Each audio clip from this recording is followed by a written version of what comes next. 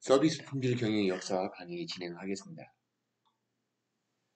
1950년대부터 70년대에는 이제 품질 보증과 고객 중심의 이제 사고를 도입을 해가지고 제조업 중심 이제 그 경제에서 서비스로 이제 이렇게 전환하는 그런 시기라고 볼 수 있습니다. 그래서 이제 제조업 중심 경제에서 서비스의 이제 중요성들이 점차 이게 부각되던 시기인데 이 시기에는 주로 이제 제품 품질 관리에 이제 초점이 있게 맞춰져 있었지만은 서비스도 고객 만족에 중요한 역할을 한다는 인식이 이제 시작했던 시기이죠. 그래서 이제 전사적인 품질 관리 이런 것들이 이렇게 등장을 했는데 일본의 이제 사례를 하나 말씀을 드리면은 2차 대전 세계대전 이후에 일본의 이제 제조업들은 사실상 존재하지 않았습니다. 일본 같은 경우는 이제 자원이 이렇게 제한되어 있고 경제적으로도 이제 생존하기 위해서는 그 생산된 제품을 수출할 수 있는 이제 능력을 이렇게 개발을 해야 했는데, 전쟁 직후에 이제 일본에서 생산된 제품에 대해서는 뭐 가격이 싸고, 그다음에 품질이 많이 떨어지는 그런 제품들이었죠. 그래서 이제 일본 같은 경우는 제품에 대한 이제 품질 추구가 국가적인 목표가 이제 되어야 한다는 것이 굉장히 절실했고, 이제 이런 것들 때문에 1949년도에 일본의 그 과학자 기술 연합이 일본 제품에 대한 이제 이미지를 이제 바꾸기 위해서 다양한 이제 품질 향상에 노력을 하게 됩니다. 이제 그래서 1954년도에 미국에서 이제 두 명의 저명한 통계학자인 이제 데밍하고 두란 박사를 이렇게 초청을 해가지고 그 품질 문제 해결에 이제 통계 도구를 어떻게 이제 적용할 것인지에 대한 활발한 이렇게 논의가 이렇게 이루어지게 되는 것들이죠. 그래서 이제 일본 같은 경우는 이제 1950년대에 그 카오루 이시카와라는 사람이 이제 품질 관리 도구를 개발을 합니다. 이게 이제 우리 학생들도 이렇게 알고 있는 그 어골 이제 다이어그램이죠. 이제 물고기 뼈처럼 생겨가지고서 이렇게 만들어진 품질 도구인데, 데밍 박사하고 이제 슈란 박사의 영향을 받아가지고서 그 이제 일본의 이제 독특한 사회 이제 배경에 맞게 이런 품질 관련된 것들이 연구가 되고 어, 전사적인 이제 품질 관리라는 이제 고유한 스타일을 이렇게 개발하게 됩니다. 그래서 일본에서는 이제 품질 전략이 그 재료 분야에 이제 맨 처음에 도입되었지만은 그 이후로 뭐 70년대부터는 뭐 건설이랄지 은행, 보험, 뭐 소매업, 호텔, 뭐 식당 이런 이제 서비스업까지도 이제 모든 이게 품질 관리 이런 것들이 적용이 되어 됩니다. 그리고 이제 뭐 60년대, 70년대 이제 글로벌 시장에 나왔던 것들이 이제 종합적 그 품질 관리 해가지고 TQC가 이렇게 등장을 하는데 이것은 이제 뭐 제조업이랄지 자재 설비, 연구 개발 분야에 이렇게 적용이 됐고 이러한 이제 종합적 품질 관리는 이제 품질 관리를 생산 공정에만 이거 구축하지 않고 조직 전체에서 품질을 관리하는 접근 방식을 적용하게 되죠. 그래서 단순히 이제 제품을 만드는 과정뿐만 아니라 그 설계나 생산, 그다음에 이제 판매, 고객 서비스까지 품질 관리를 적용해서 고객 만족을 최우선 목표로 삼는 이런 시스템을 적용하게 됩니다. 이런 것들은 이제 다음 시간에 그 품질 관련해 가지고서 경영학자들이 연구해서 세부적으로 설명을 드리겠습니다.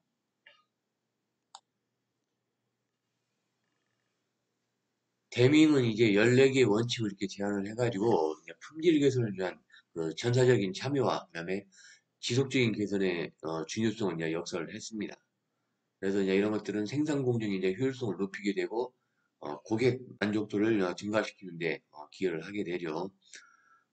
일본의 이제 토요타 같은 경우는 데밍의 원칙을 이렇게 채택해가지고 품질 관리를 이제 체계적으로 이렇게 개선을 했습니다. 그래서 이제 카이제이라는 그런 이제 지속적인 개선 방식을 통해 가지고서 생산성이랄지 그다음에 이제 품질을 동시에 향상시키면서 글로벌 시장에서 경쟁력을 이렇게 확보하게 됐죠. 그다음에 이제 주란에 이제 품질 상품법이 이렇게 등장을 하게 되는데 이것은 이제 품질 계획이랄지 품질 통제, 어, 품질 개선을 이렇게 통해 가지고서 품질 관리에 이제 체계적인 접근을 이렇게 강조를 했습니다. 그래서 주라는 그 고객 중심 사고를 기반으로 해서 품질 목표를 설정하게 되고, 그다음에 이런 것들을 달성하기 위해서 이제 체계적인 이렇게 방법론을 제시를 했습니다. 어, 주란의 이제 품질 3부법 같은 경우는 이제 제너럴 일러스트릭에 이제 적용이 됐었죠. 그래서 이제 전사적인 품질 관리 시스템을 이렇게 개발을 해가지고서 GE 같은 경우는 이제 불량품 제품의 불량품들이 크게 감소하고 이런 것들을 통해서 이제 고객의 신뢰도가 향상되는 그런 계기가 됐습니다. 그리고 이제 이 시기에는 이제 제조업뿐만 아니라 서비스 업종에서도 고객 중심 사고가 이제 확산이 되기 시작했습니다. 그러니까 이런 것들이 금융이랄지 의료, 교육과 같은 서비스 분야에서도 품질 개선 노력들이 이렇게 이루어졌습니다. 금융 같은 경우 사례는 이제 미국의 이제 체이스은행 같은 경우는 고객들의 이제 대기 시간을 이제 줄이기 위해서 창구 업무의 이제 프로세스 같은 걸 좀 최적화하고, 그다음에 이제 고객 상담 품질을 개선하기 위해서 직원 교육 프로그램 이런 것들 도입을 통해 가지고 고객 만족도가 상승을 하고 재방문 이렇게 지금 률이 굉장히 증가를 많이 했고, 교육 분야 같은 경우는 이제 하버드 비즈니스 스쿨 같은 경우는 이제 학생 그 피드백 시스템을 도입해 가지고 강의 품질을 개선하고, 그다음에 이제 교수님들의 그 역량 강화를 이렇게 지원을 했습니다. 이제 이런 걸 통해 가지고서 학생께 만족도가 이렇게 상승하게 되고, 하버드 비즈니스 스쿨 같은 경우는 세계적인 명성을 이렇게 얻을 수 있었습니다. 결론적으로 1950년부터 1970년대에는 품질 보증과 그다음에 이제 고객 중심의 사고가 이제 제조와 그 서비스 분야 이제 모두에서 중요한 원칙으로 이렇게 자리를 잡기 시작한 그런 시기였고, 이 시기에는 좀 이제 대밍이랄지 주란의 그 서비스 품질 관련된 철학들이 체계적으로 이제 접근법이랄지 고객 만족도를 향상시키기 위해서 이런 것들이 이제 중요성을 굉장히 강조하게 됐고, 이 이후에는 이제 품질 경영 발전에 이제 중요한 이렇게 기초를 만들었던 그런 시기라고 할 수 있습니다.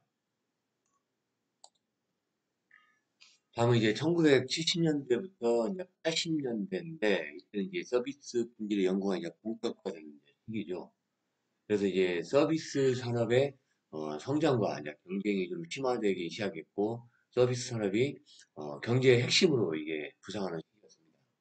그러니까 기업 간의 경쟁이 이제 심화되면서 서비스 품질이 이제 기업의 핵심적인 이제 경쟁력으로 떠오르게 됩니다. 그래서 이제 초기에 그 품질 경영의 시작은 이제 대기업에서 시작했지만은 어, 점차 이때부터는 이제 서비스 이제 품질 경영까지 어, 서비스의 이제 일괄성이랄지 이제 신뢰성 이런 데를 확보하는데 교훈을 이제 제공하게 되죠. 이때는 이제 대민 같은 경우는 이제 통계적 품질 관리 SPC를 도입해 가지고 공정의 이제 변동성을 줄이는 방법을 이렇게 제시하고, 이런 것들은 이제 오늘날 그 서비스 산업에서도 이제 데이터 기반의 그 품질 관리를 적용 이렇게 하고 있습니다.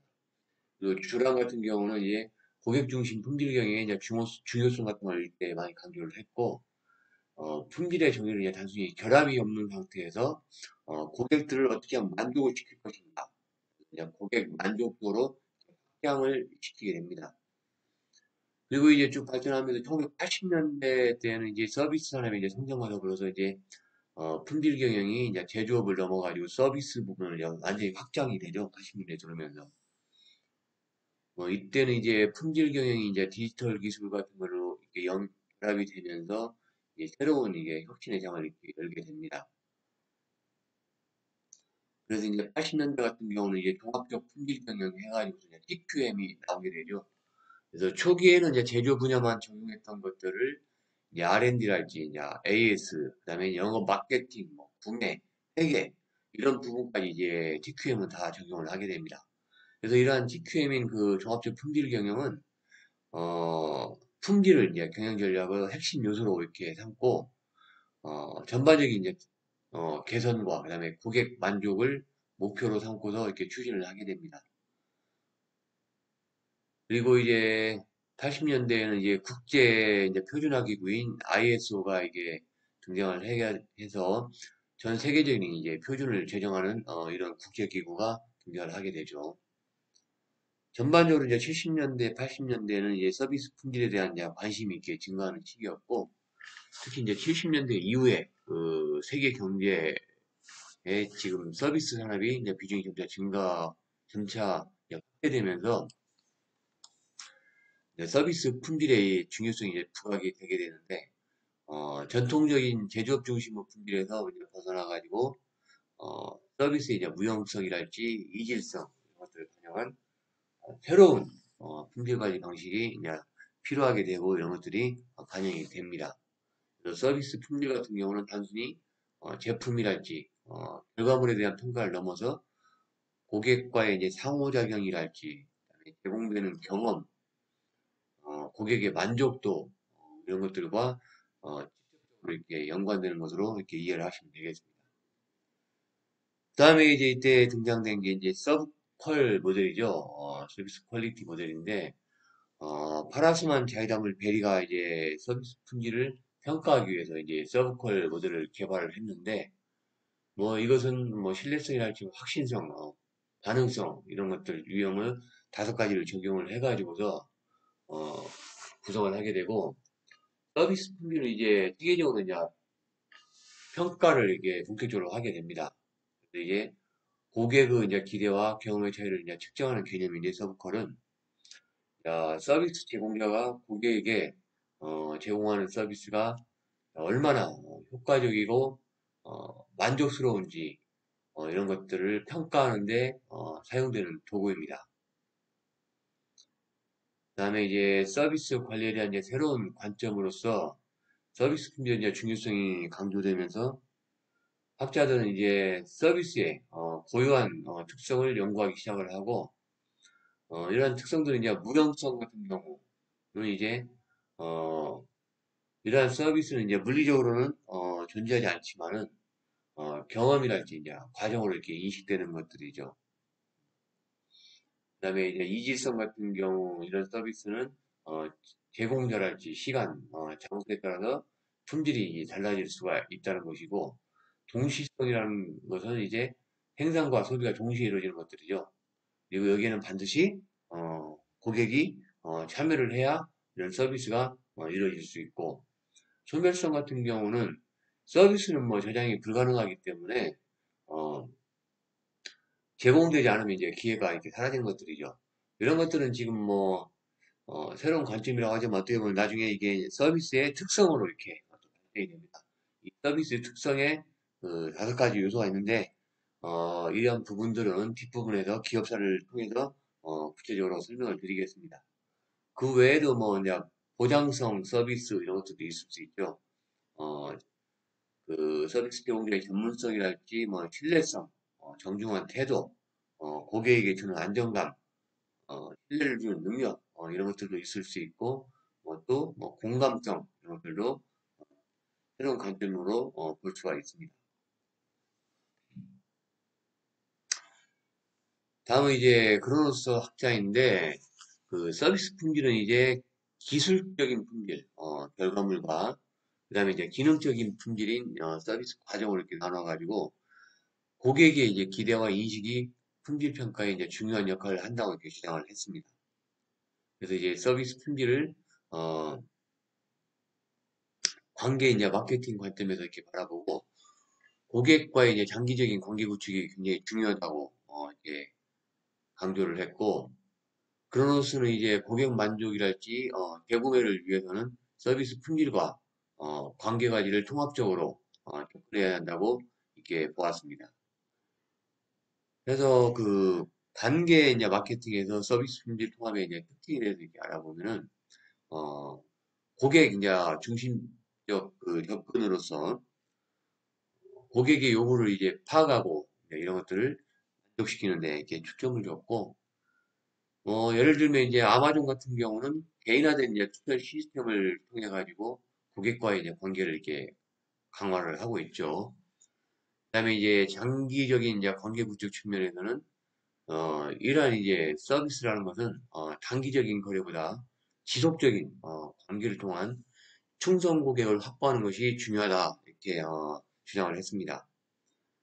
예를 들면 뭐 델타 항공 같은 경우는 이제 뭐 모든 항공사도 마찬가지지만 마일리지 이제 프로그램 같은 걸 통해 가지고서 고객의 충성도를 이렇게 유지하고 있죠.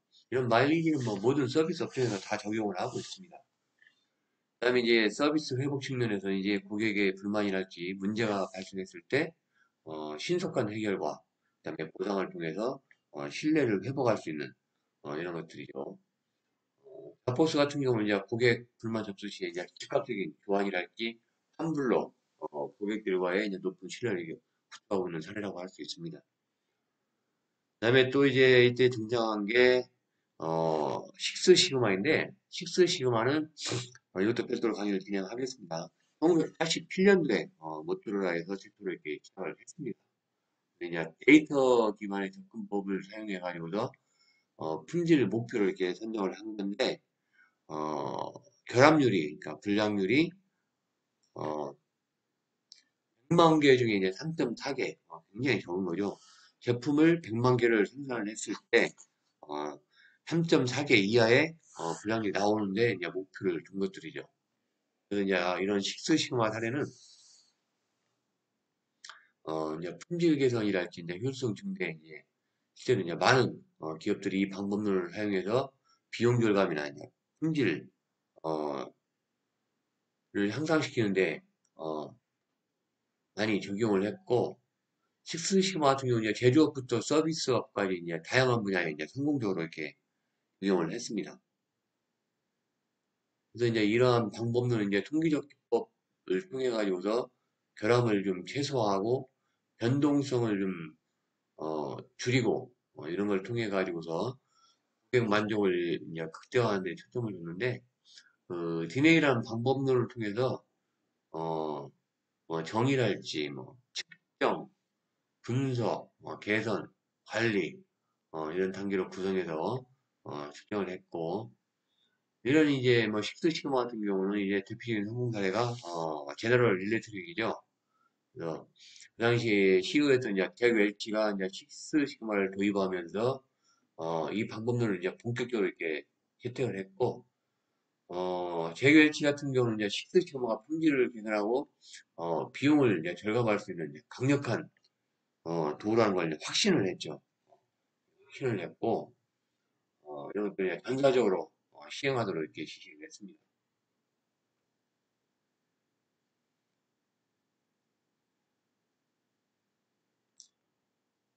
그 다음에 이제 뭐 모토로라 같은 경우는 이제 식스 시그마니아 쪽에 성공적인 사례인데 어, 원래 이제 모토로라에서 처음 이게 적용이 됐죠. 이제 1980년대 후에 이제 모토로라는 이제 품질 향상과 그 비용 절감을 위해서 이제 새로운 방법들이 이제 필요했습니다. 모토로라 입장에서는.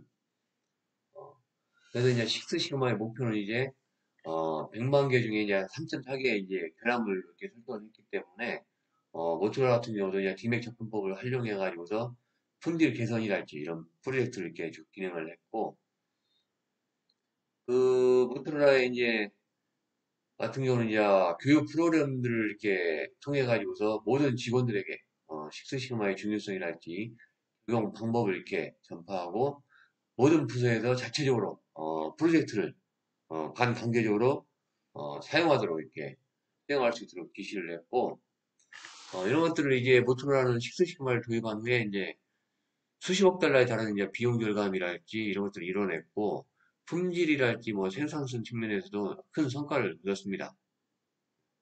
예, 이런 것들을 통해 가지고서 고객의 이제 불만을 줄이게 됐고 제품의 이제 이런 것들을 통해 가지고서 이제 제품의 신뢰를 높이는 데 성공을 했습니다.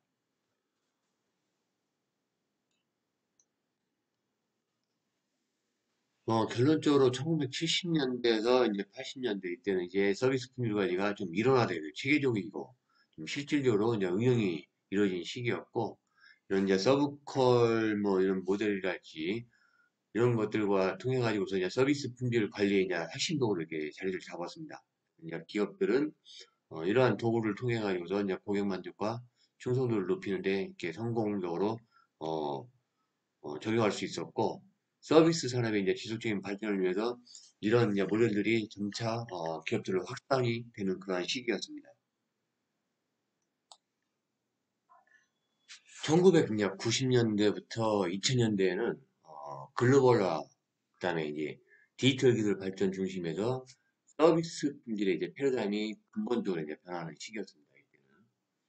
이제 인터넷이랄지 이제 IT 기술 이런 것들이 보급이 되면서 어, 주요한 이게 이제 촉매 역할을 하게 되었고, 이런 것들을 통해 가지고서 서비스 제공 방식이 이제 획기적으로 이렇게 어, 그런 시기였습니다. 이게 전자상거래 이제 등장이랄지, 그다음에 온라인 고객 서비스 이제 확산되는 것들, 그다음에 이제 고객 관리, 고객 관계 관리, 이런 시스템이 이제 도입이 되면서 서비스 품질의 이제 평가 기준과 그 접근 방식들을 이제 많이 변화를 시켰습니다. 자, 글로벌화 되면서 이제 고객들에 대해서 이제 지향성을 기업들은 굉장히 강화시키게 됐고, 특히 이제 2000년대부터는 그 인터넷이랄지 그 스마트폰의 이제 이런 발전들이 서비스 품질에 이제 많은 변화를 가져왔죠. 그래서 이제 이러한 이제 디지털 기술들을 활용한 그 이제 고객 경험 이런 것들이 이제 개인화하고 데이터 분석을 이제 통해 가지고서 고객들의 이제 요구, 고객들의 니즈를 예측하는 그런 서비스 시스템이 도입이 되었습니다. 그다음에 이제 뭐 글로벌화 디지털 기술 발전 관련해서는 1990년도부터 2000년 사이에는 뭐 전 세계적으로 이제 글로벌화가 이제 굉장히 가속된 시기였죠.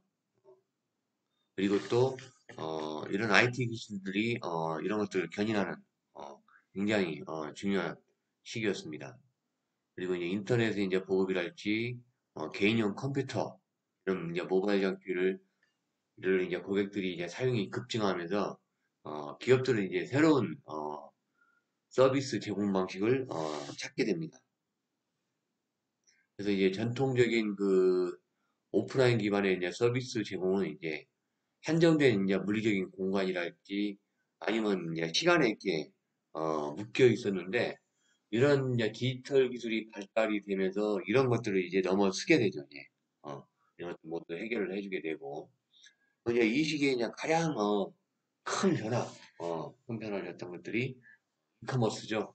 어, 전자상거래 같은 경우는 이제 본격적인 이제 확산이 되면서 아마존이랄지 이베이와 같은 이제 온라인 쇼핑몰들이 글로벌 시장에서 급성장을 하게 되죠. 하면서 전통적인 이제 소매 업체들도 이러한 이제 디지털화에 맞춰가지고서 온라인 그 쇼핑 플랫폼 이런 것들을 구축하게 됩니다. 그리고 이제 온라인 쇼핑은 시간과 공간에 이제 제약 없이 언제 어디서나 이제 구매할 수 있는 이런 편리함을 이렇게 제공을 하게 되죠. 24시간 이제 고객들이 원하는 제품을 어, 언제든지 구입할 수 있는 이런 것들이 이제 편리성들이 증대되게 되죠. 그리고 이제 이 시기에는 또한 이제 인터넷이랄지 IT 기술이 이제 발달되면서 고객 서비스 방식을 굉장히 많이 변화를 시켰습니다. 그래서 이제 전화랄지 이제 방문을 통해 가지고 이제 고객 서비스가 이루어졌었는데 이런 것들을 벗어나면서 이런 이제 IT 기술을 통해 가지고서 기업들은 이제 웹사이트랄지 아니면 이메일이랄지 어, 이런 이제 소셜 미디어 채널을 통해 가지고서 고객과 실시간으로 이렇게 소통할 수 있는 이런 환경을 마련하게 되고 이런 것들을 통해 가지고 이제 고객들은 언제 어디서든지 서비스를 받거나 그다음에 문제를 해결할 수 있는 고객들의 불편함을 해결할 수 있는 새로운 기회를 갖게 되고 이런 것들이 기업에게도 고객들에게 더 효율적인 서비스를 제공하는 그런 기회가 되게 됩니다.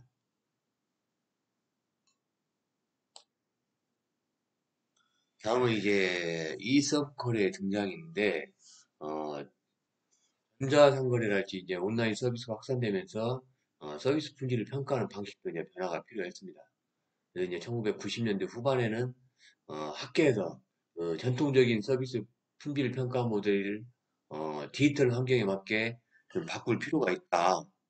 이런 것들이 이제 대두가 되면서 나온 것들인데 이제 그 대표적인 연구가 바로 이제 피츠모리스가 이게 이야기했던 전자 서비스 품질, 이 서브컬 이론입니다. 그래서 이 이론은 그 서브컬 모델인 그 파라수만 자이다물 베리가 이렇게 개발했던 한 가지 유형을 가지고 이렇게 전자 서비스 품질에 맞게 이렇게 개선을 한 것인데, 이 서브콜 같은 경우는 이제 서브콜 모델의 차원들을 디지털 환경에 맞게 수정을 하고, 그다음에 이제 추가적인 차원들을 도입해서 온라인 서비스 품질을 이제 평가할 수 있는 그런 틀을 이렇게 만든 겁니다. 예를 들면 이제 웹사이트의 뭐 디자인이랄지, 접근성, 응답 속도, 사용자의 편의성 이런 이제 요소들을 이제 평가 기준으로 이렇게 포함을 시켜가지고서 인터넷상에서 이제 신뢰성이랄지 보안성, 그다음에 고객이 이제 온라인 서비스를 이용하는데 이런 것들이 이제 굉장히 중요한 요소를 작용을 했고, 이제 고객들이 이제 디지털 환경에서 서비스를 선택할 때까지 가장 중요하게 이제 고려하는 부분이었습니다. 그래서 이제 피츠모리스 같은 경우는 그 이서브콜 이론을 통해 가지고서 그 전자상거래와 인터넷 기반 서비스에 이제 완전히 그 적용을 한 것들인데, 간단하게 이제 그 5가지 유형을 가지고 설명을 드리면은, 예를 들어서 뭐, 서브콜에서 효율성 같은 경우는, 예를 들어서 뭐, 사용자가 그 서비스를 빠르게 이제, 빠르고 또 이제 편리하게 이용할 수 있는 이런 정도를 나타냅니다. 그래서 이제 고객들이 원하는 상품을 이제 빠르게, 찾을 수 있도록 검색 기능이랄지, 그다음에 이제 로딩 속도랄지, 아니면 이제 사용자가 이제 서비스를 탐색할 때 이제 장애물 있는지 없는지, 편의성 이런 것들을, 좀 중요시하게 여기고, 그다음에 이제 웹사이트랄지 애플리케이션의 이제 이런 것들 사용하기 이제 쉬운 편의성 이런 것들도 평가를 하게 됩니다. 예를 들어서 뭐 접근성 같은 경우는 사용자들이 그냥 서비스를 충족하는 정도를 나타내는데, 서비스가 이제 실제 제공되는 수준이랄지, 그다음에 거기서 이제 제공되는 정보의 정확성 같은 거, 그다음에 이제 전체적인 서비스가 제공이 얼마나 잘 이루어지고 있는지 이런 것들이죠. 예를 들어서 뭐 온라인 쇼핑몰 같은 데서 상품의 뭐 재고 상태랄지, 그다음에 뭐 정확한 상품 정보를 제공하는 것들, 그다음에 이제 주문한 상품의 뭐 정확한 배송 이런 것들이 굉장히 중요하겠죠. 이런 것들을 이제 접근성에서 평가를 했고, 뭐 정확성 같은 경우는 이제 서비스가 이제 원활하게 이렇게 작동을 하는지, 어, 이런 것들, 지속적으로 장애 없이 제공되는지 이런 것들을 평가를 하겠죠. 그래서 이제 온라인 쇼핑몰 같은 웹사이트에서 24시간 이제 안정적으로 운영이 되고 있는지, 시스템에 문제가 없는지, 고객들이 서비스를 이용하는데 문제는 없는지, 이런 것들이 여기 해당이 되겠죠.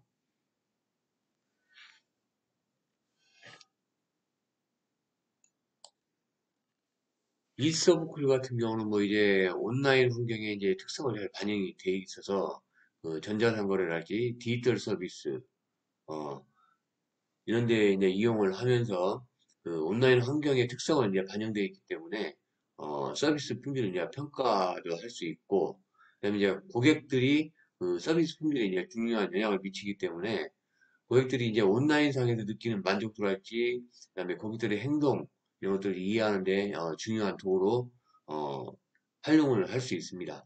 그리고 이제 온라인 서비스 시장에서 경쟁력을 유지하려면은 지속적인 이제 품질 개선이 필수적인데, 이서클 같은 경우는 기업이 이제 자신의 온라인 그 서비스 품질을 개선하고, 그다음에 고객 만족을 높이기 위해서 전략을 이제 수립하는데 굉장히 중요한 역할을 하게 됩니다.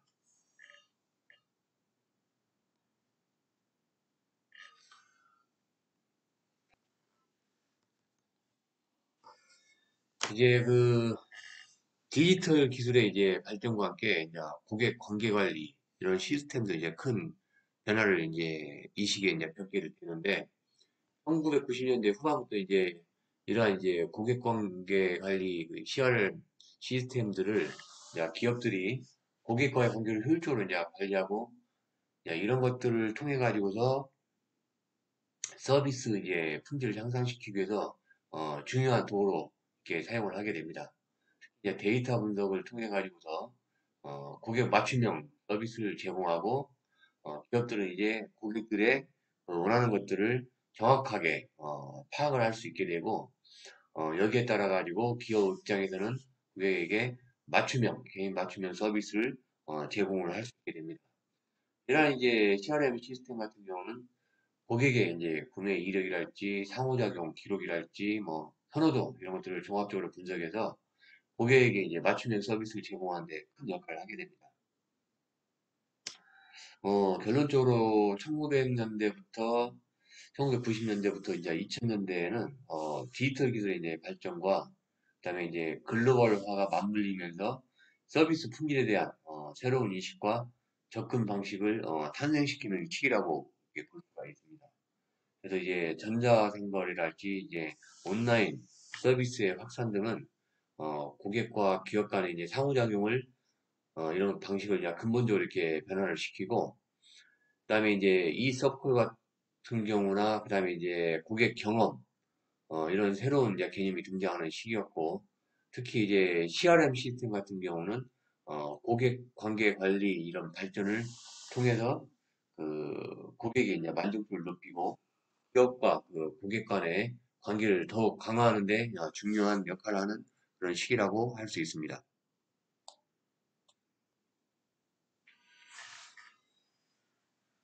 그다음에 이제 2010년부터 이제 현재 이르기까지 이런 서비스 품질을 알아볼 건데 이런 이 시기에 이제 서비스 품질은 AI랄지 이제 빅데이터 아니면 사물 인터넷과 같이 이제 첨단 기술이 그 서비스 품질에 이제 혁신을 가져오는 이제 시기가 됐습니다. 특히 이제 AI 챗봇이랄지 개인화된 추천 시스템, 예측 분석 이런 것들은 고객 요구를 미리 이제 파악하고 그다음에 맞춤형 서비스를 제공할 수 있게 했습니다. 그리고 이제 고객 피드백을 그냥 실시간으로 이제 분석을 해가지고 서비스 이제 개선을 하는데 굉장히 소비를 높이고 속도를 높이고 이런 것들을 어, 분석할 수 있는 기술도 다양하게 이제 개발이 되게 됩니다. 그리고 이제 지속 가능성을 이제 강조하는 ESG 경영, 환경이랄지 사회, 지배 구조 관련된 이런 것들과 그다음에 디지털 기술 혁신을 기반으로 해서 이런 것들이 새롭게 이제 정의되는 시기고 기업들은 이제 인공지능이랄지 빅데이터랄지 사물 인터넷, 뭐 블록체인 이런 최신 기술들을 활용해서 고객 중심의 이제 서비스를 제공하면서도 또 기업 입장에서는 사회적 책임을 다해야 되고 환경에도 관심을 가져야 되고 하여튼 이러한 뭐 지속 가능한 경영을 이렇게 추구하게 됩니다.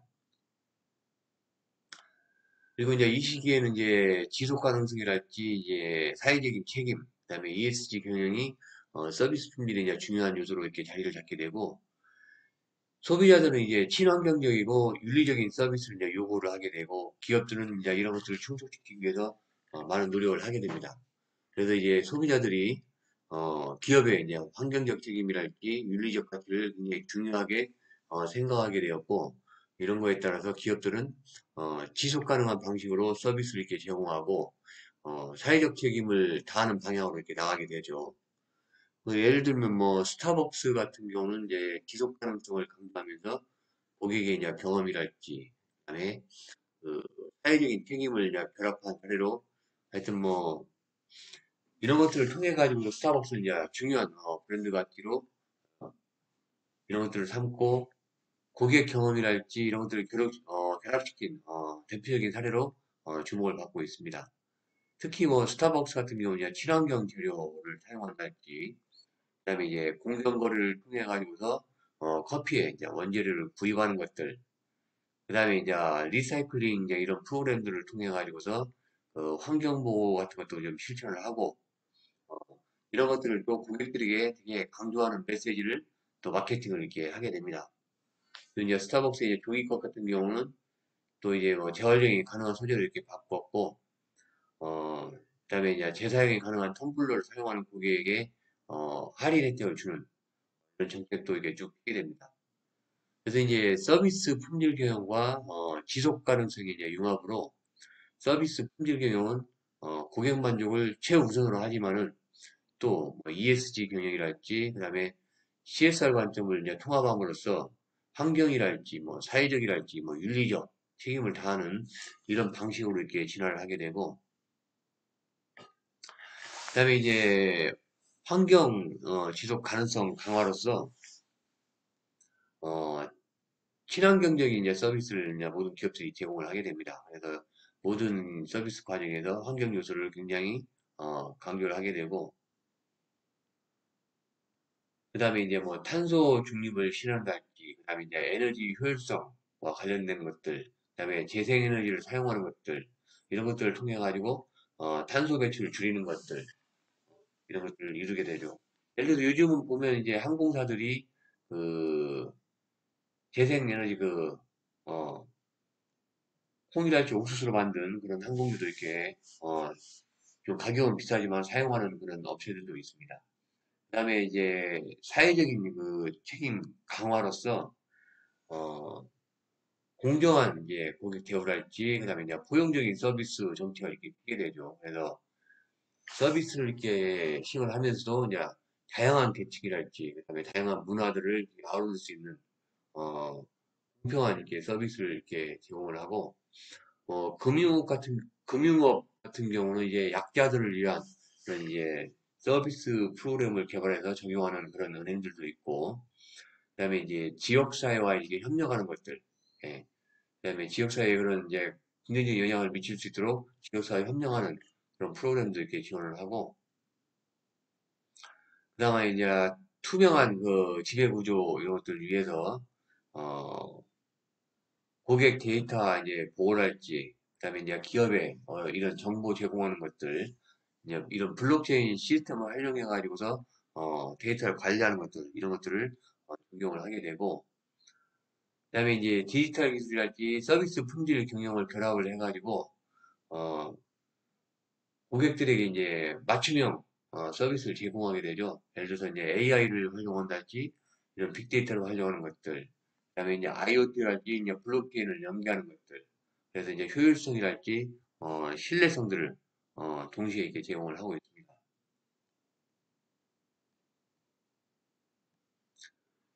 이러한 이제 뭐 첨단 이제 기술이 이제 발전하면서 4차 산업혁명 기술이 이제 인공지능이나 이제 빅데이터, 사물 인터넷 이런 것들이 빠르게 적용이 되고 또 발전하는 이제 시기였고, 이러한 이제 AI 같은 경우는 이제 AI 챗봇이랄지 그다음에 이제 그 예측 능력, 예측 분석하는 것들 이런 것들에 이제 큰 영향을 미치게 되죠.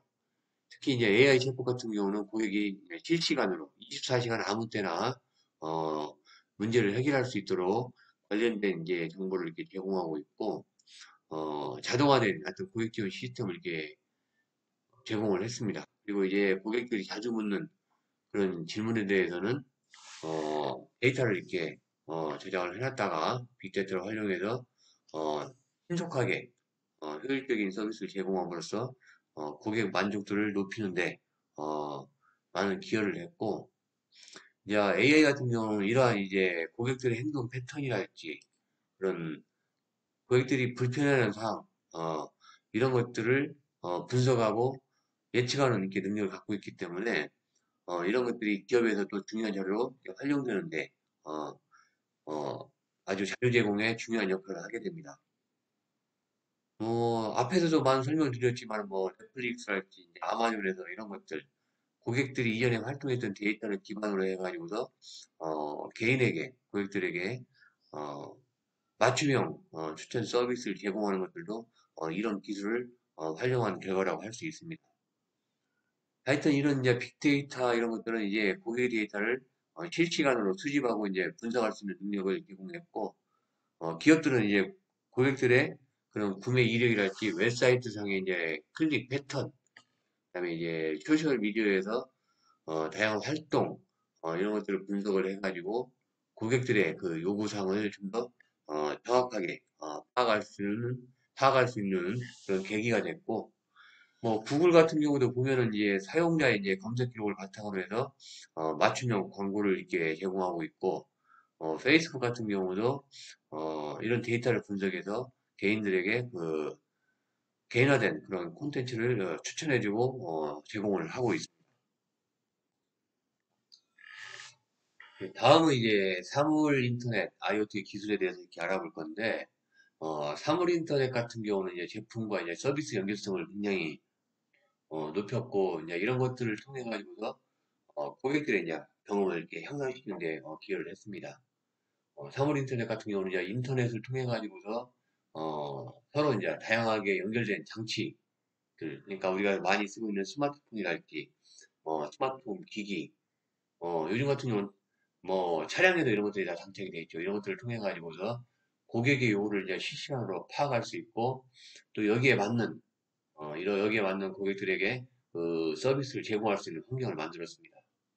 예를 들어서 뭐 스마트홈 기술을 활용하게 되면 고객들은 스마트폰을 통해 가지고서 가전 제품의 이제 작동을 원격으로 제어할 수 있고, 그다음에 제품의 상태랄지 필요 사항들을 미리 예측을 해서 대응할 수가 있습니다. 그 홈 디포와 같은 이제 대형 소매 업체에서는 이런 IoT 기술을 통해 가지고서 고객의 이제 구매 이력이랄지 이와 연관된 제품을 실시간으로 이렇게 분석을 하고, 이런 것들을 기반으로 해서 재고 관리를 이제 예측할 수도 있고, 그다음에 고객들에게 그 시스템 같은 거 이런 것들도 제공할 수 있고, 이러한 그 시스템들은 고객의 이제 구매 경험을 높이는데 굉장히 효율적으로 만들어서 서비스 품질을 이제 한층 높이는 계기가 됐습니다.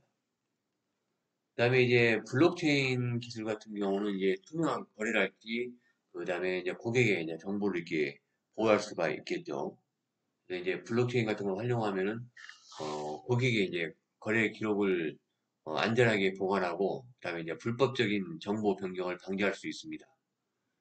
예를 들어서 이제 IBM 같은 경우는 그 이러한 이제 블록체인 시스템을 통해 가지고서 식품의 이제 공급망을 공급망을 이제 투명하게 이제 관리해서 고객들이 이제 신뢰할 수 있는 이제 이런 식품을 제공하는 데 기여를 하고 있고, 그다음에 이제 디지털 신뢰 구축으로서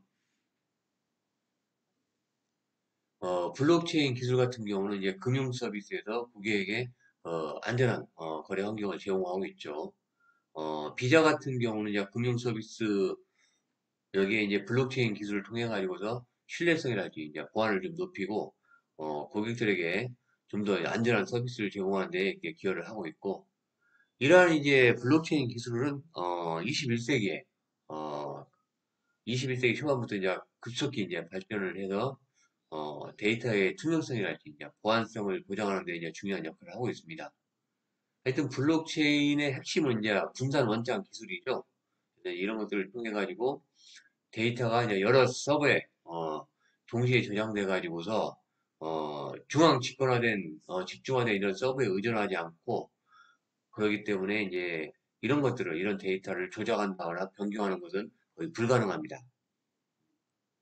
그래서 이제 이런 블록체인 시스템은 이제 금융 시스템 같은 경우는 이제 금융 서비스랄지, 식품 공급망, 뭐 디지털 인증, 이런 이제 다양한 변화 있게 이런 부분에 사용을 하고 있고, 다음은 이제 드론 같은 경우는 이제 이 물류랄지 이제 배송 서비스에 아주 큰 변화를 일으킨 이런 기술이죠. 그래서 이제 드론을 활용해 가지고서 이제 효율적인 배송이랄지 고객 만족도를 높이는 데 중요한 요소가 됩니다. 그래서 드론 배송은 시간이랄지 이런 이제 비용을 절감하고 있고, 특히 이제 긴급한 배송이 필요한 경우 뭐 고객들에게 이제 빠른 어, 서비스를 제공할 수가 있겠죠. 그래서 지금 뭐 드론 같은 경우는 완전 상용화되지는 않았지만은 이런 이제 기업들이 이걸 상용화시키기 위해서 많은 노력을 하고 있고 기술이 많이 축적되고 있습니다. 그래서 이런 이제 드론 배송을 이렇게 하게 되면은 서비스 품질에는 굉장히 많은 영향을 미칠 수가 있죠. 가장 큰 것은 어떻게 보면 이제 고객 만족도의 향상이라고 할 수 있습니다. 왜 그러냐면 드론 배송을 하게 되면은 고객에게 빠르게 효율적인 서비스를 제공할 수 있기 때문에 고객 만족도를 크게 향상시킬 수 있겠죠. 그래서 이제 고객 같은 경우는 더 이상 그 물류회사의 그 배송 지연이랄지, 그다음에 이제 대기 시간 이런 것들에 이제 불만을 가지지 않게 되고, 이러한 이제 실시간 배송 추적을 통해 가지고서 언제 이제 배송이 이루어지는지 이런 것들도 다 확인할 수 있고, 그다음에 이제 드론 배송 같은 경우는 이제 긴급하게 이제 필요하게 되면은 상품을 더욱 신속하게 이제 전달할 수 있기 때문에 고객 그 이제 긴급한 요구에도 빠르게 이제 대응할 수 있습니다. 이제 이런 걸 통해서 이제 뭐 배송 시간을 이제 단축하는 것들, 그다음에 이제 차량이랄지 이제 사람이 이동할 수 있는 이제 이동할 수 없는 그런 지역에도 이제 쉽게 접근을 할 수 있겠죠. 기존에 그 뉴스에서 보니까 뭐 우체국 택배가 드론을 활용해 가지고 저기 산 정상에 있는 절에 물품을 배송하는 이런 기사도 이렇게 본 적이 있습니다. 굉장히 이제 시간 단축할 수 있고 이런 접근성도 굉장히 고객들과 가까워지는 것들이죠. 아마존 이제 프라이메 같은 경우는 이제 뭐 드론 배송을 통해서 이제 30분 이내 어, 이런 드론을 통해 가지고도 배송할 수 있는 이런 시스템도 지금 가까운 거리는 적용을 하고 있습니다. 그리고 이제 드론을 우리가 또 활용하게 되면 어떤 이점이 있을까요? 비용을 좀 절감할 수 있겠죠. 어, 어떻게 보면 드론 배송은 이제 비용 절감 측면에서 큰 장점을 제공합니다.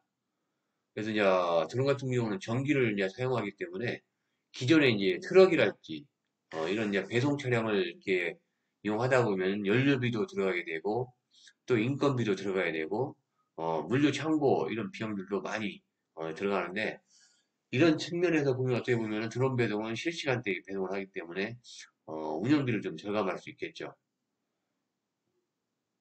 그리고 이제 환경적인 이점 측면에서는 이제 어, 기존에 이제 트럭들은 이제 연료를 사용해서 환경에 이제 배송을 주지만은 어, 드론은 또 이제 전기를 사용하기 때문에 온실가스랄지 이런 배출을 좀 줄일 수 있겠죠. 그리고 이제 도심 내에서 이제 배송을 하게 되면은 교통 혼잡도 이런 배송 트럭들이 없어지기 때문에 교통 혼잡을 줄이는 데도 많은 이렇게 기여를 할 수 있고 이런 것들이 또 환경, 공기를 오염시키는 것들을 감소시킬 수 있는 이런 효과도 우리가 기대할 수가 있겠습니다.